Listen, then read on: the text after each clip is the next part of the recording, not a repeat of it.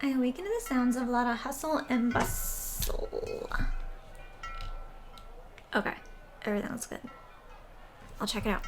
I awaken to the sound of a lot of hustle and bustle. Seems like there's much more activity in the village than usual. There's a strange amount of chatter and doors and windows opening and closing for such an early hour. I rub the sleep from my eyes and begin my morning routine.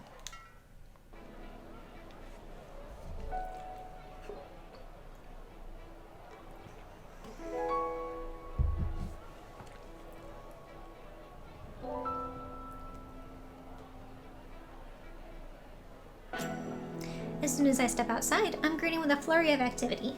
Elementals wheeling carts, carrying massive bundles of fabric, leading livestock through the village, just to name a few. As I approach the village square, I can hear a baker and his apprentice gossiping as they work. Can you believe it, sir?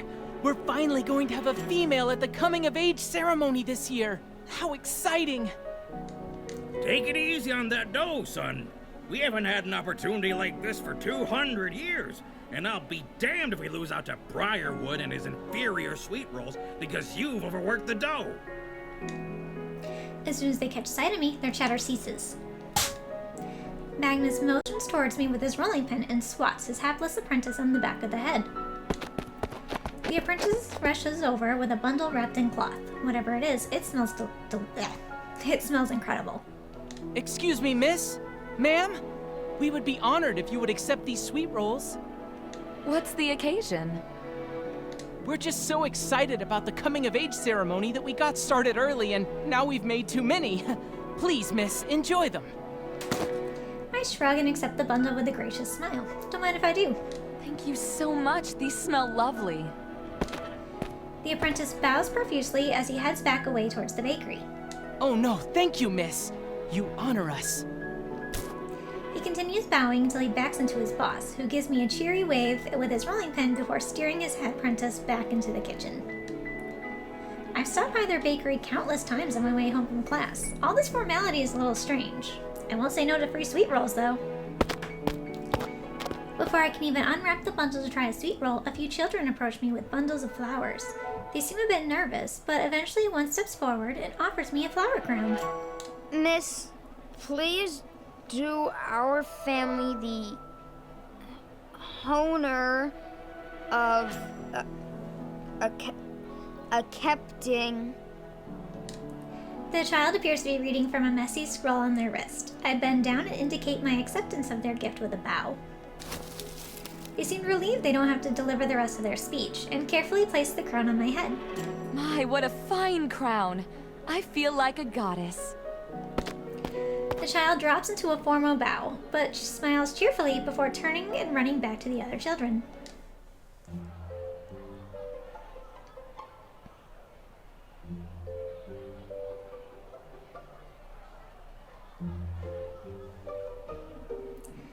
I managed to make my way back to class after a few more interruptions.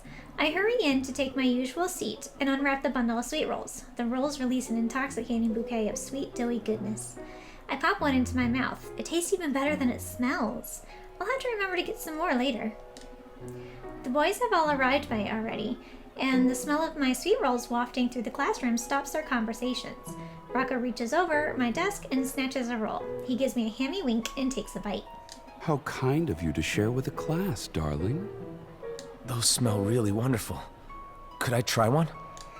Putting one in his mouth is the thing that they like for Lutz. Not sharing is what I get for Rocco's storyline, and this one's nothing, so I'll just do this one. I select a sweet roll and slide it across the table to Lux, who gratefully accepts it and takes a delicate bite. He moves with an almost entertaining grace for a man of his size. Wow, these are really amazing. Caspian glares at us from the far side of the room. Do you not see what all these gifts are? They're trying to buy you. Everyone wants to be a part of your coming-of-age ceremony.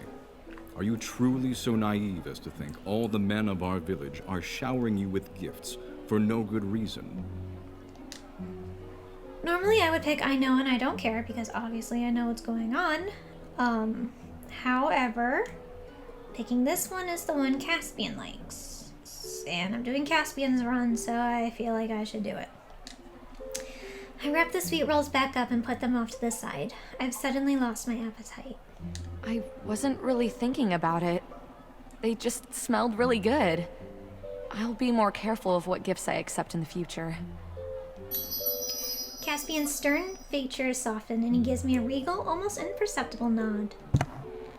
Just then, Elder Soul enters the classroom. He doesn't even bother coming to the front of the class. He simply beckons us to him from the door. I've got a special class session for you today. One of the most important lessons you'll ever learn. We'll be doing something a little more practical. Gather your things and meet me outside. He hurries off.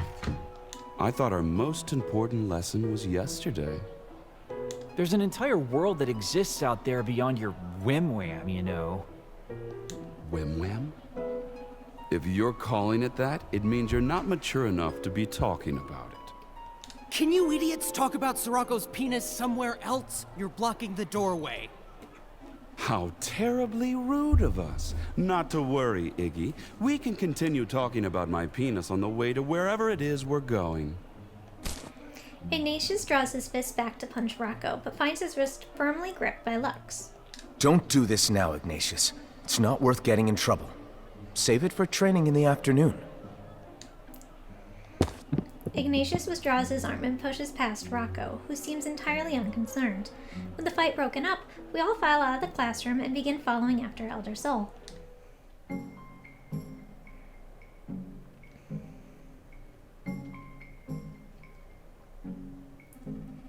As we follow Elder Soul, I can see the boys ahead of me. I wonder what they think about all this. Again, because it's the Caspian Let's Play, let's talk about with Caspian. I jog a bit to catch up to Caspian. He seems to be deep in thought and doesn't acknowledge me at first. Hey, Caspian. Hello? You are disturbing my thoughts. Did you need something? Goddess, he's infuriating. I wonder if anyone would like him at all if he wasn't so damn good looking. I just wanted to know what you thought about us going to see this human boy.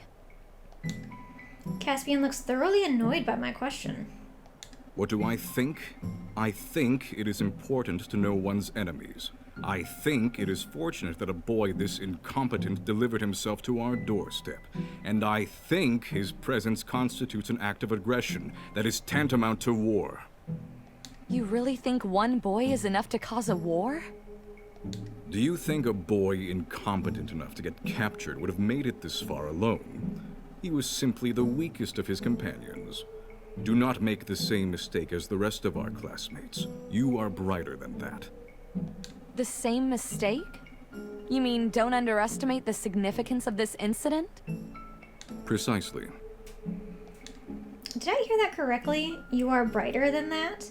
Was that a compliment? Better not press my luck. Thanks for the warning, Caspian. I'll leave you alone with your thoughts now. He nods to me and walks off at his own pace. I wonder what he's thinking about.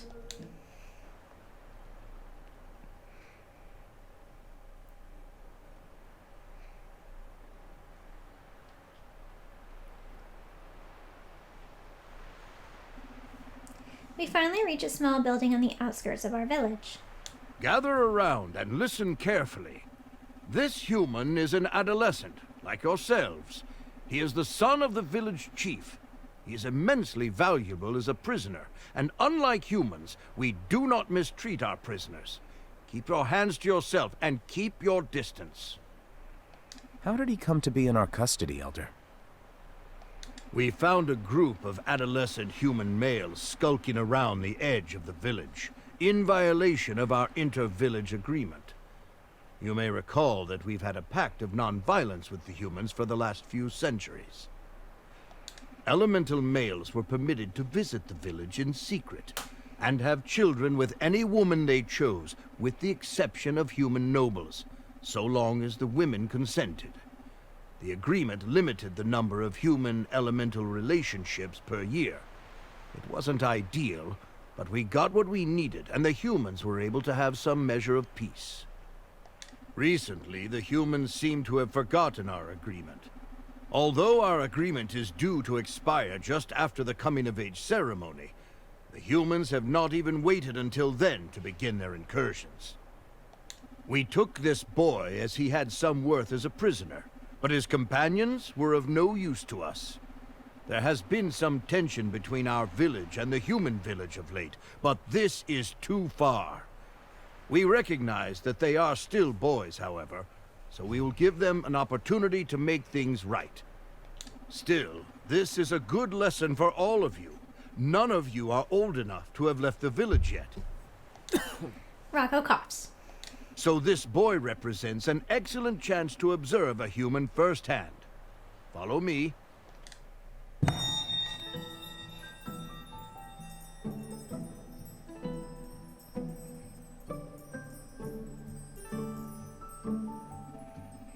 As we enter the building, I see a young human male sitting in the middle of the room. His hands are bound together, and he sits with his head bowed, seemingly lost in thought. He looks up, startled at the sight of us.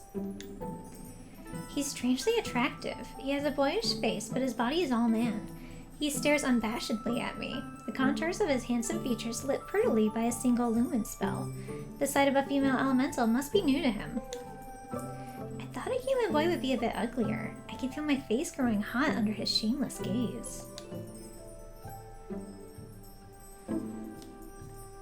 I'll be nice to him. I smile at him, and he looks relieved. He gives me a crooked smile in return. Have a good look. If all goes well, he will be returned to his people in a few days' time. Caspian is the first to leave. He strides out of the room, unimpressed as always. Rocco follows him, looking uncharacteristically annoyed. Rowan gives the boy another glance, as if mentally sizing him up, then leaves, then exits. Unsurprisingly, Ignatius stalks out of the room without another look at the human, while Lux regards the prisoner with his usual quiet thoughtfulness, but for a few moments before leaving. Elder Soul waits patiently by the door. The human and I are essentially alone, but I can't really say or do much with Elder Soul here. Maybe I'll come back later.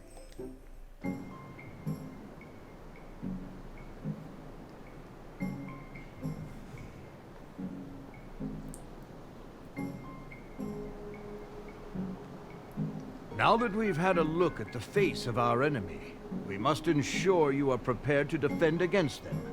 We will spend the rest of the lesson sparring. Pair up. I look around the room. Usually the boys have all paired up by now, but today they all seem to be waiting for my decision. This is weird. Caspian says nothing as I approach him. He merely gives me a formal bow, before lowering into a fighting stance. I return his bow, then take a running start at him. I pull my fist back to punch him, but somehow he's already behind me. Oh goddess, why did I choose him? I didn't even see that. I might need a new strategy.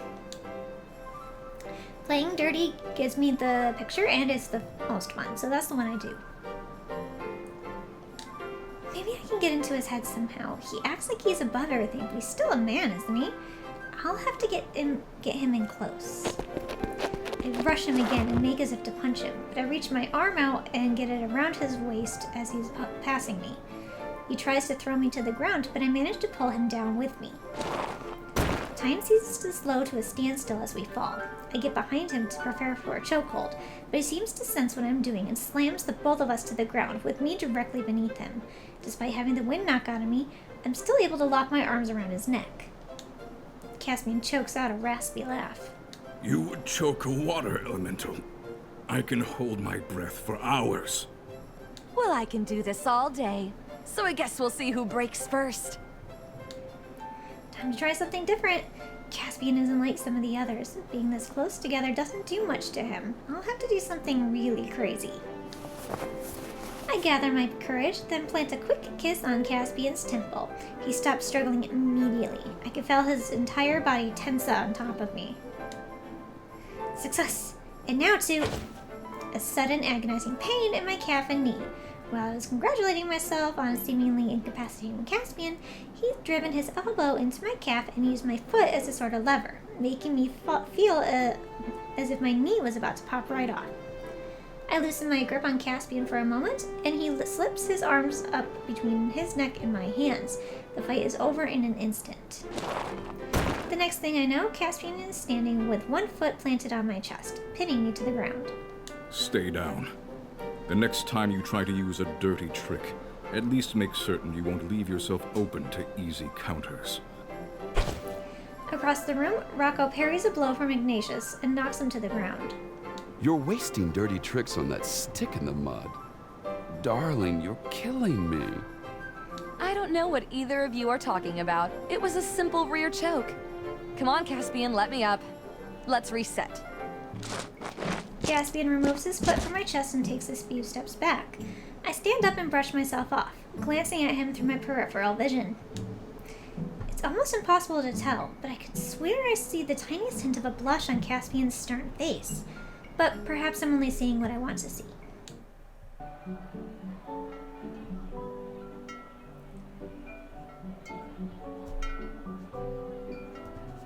It's been a long day. I'll probably turn in early tonight. It's going to take me forever to fall asleep with all that's been happening. Huh? There are a stack of papers on my bedside table. These aren't mine. I sit on the edge of my bed and spread the papers out in front of me. I grab the closest one to me and read. Coming of age ceremony got you in a pastry panic. Briarwood's Bakery will put the sweetness back in your party planning. Oh, well that's interesting. I guess it's an advertisement. I open another one. Clothe yourself in nothing but the finest remnants in all the land. Sweet William the Courtier will design you a coming-of-age ceremony gown so fine it'll make your peers simply ill with envy. I have a sneaking feeling the rest of these papers are all advertisements. That one did have a really pretty dress on it, though. Shine as brightly as you deserve, now and for the rest of your life. Zircon. This one had a marriage band and necklace set. Now that you've been through the change, you'll be a fully grown woman before we know it. And as a woman, there are many things you'll have to deal with that your classmates won't. What do you mean, Papa? Well, you know it's not permitted for elementals to intermarry with humans, so most elementals will never even have the chance to marry. Why can't they just marry a boy, Papa? Well, they certainly can, dear one, but not every boy likes boys. Not every girl likes boys either, but that's beside the point. One day you will come of age, and you'll be given a choice that most of your classmates won't. You may want to marry an elemental man. It's early yet, but you're never too young to think about your future and what you want out of life. Marriage is a choice not many of us have anymore. Your mother and I were married for many years before we had you. He sighs wistfully. She was an incredible woman, but that was our decision. Your mother always said all she ever wanted was for you to make your own way, and I've always tried to respect that. If you wish to marry someday, I'll throw the biggest party the land has ever seen. But marriage is not the only path to a happy relationship and a fulfilling life. I don't know right now, Papa. Can I think about this later? He ruffles my hair. Of course, sweet girl. You're too young for all this kind of talk. Your mother would be ashamed of me for boring you to tears like this.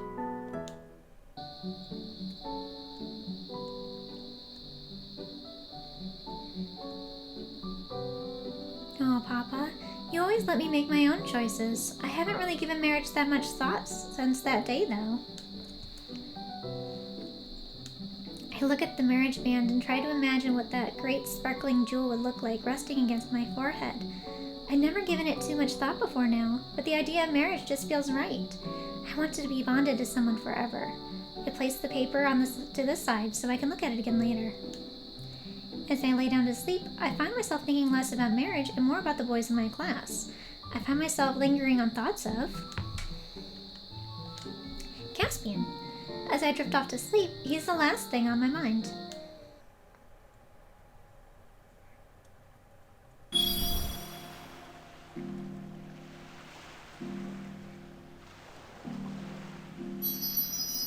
I'm tossed about on a stormy sea. I try to swim, but the current is too strong. I try to control the water around me, but I'm getting buffeted far too violently to make any use of any water magic. Suddenly, the water is calm. and a pair of strong arms pull me out of the water and holds me close. Caspian. He's not wearing his usual attire. I'm pressed tightly against his bare chest. You shouldn't be out in the water on a day like this. I didn't know a storm was coming. Next time, take me with you. I know all the best places for a swim. Well, you're here now, right? Why don't you show me? Yes, I'll show you. He leans down to kiss me. Our noses touch, and I can feel his beard tickle my face. I close my eyes.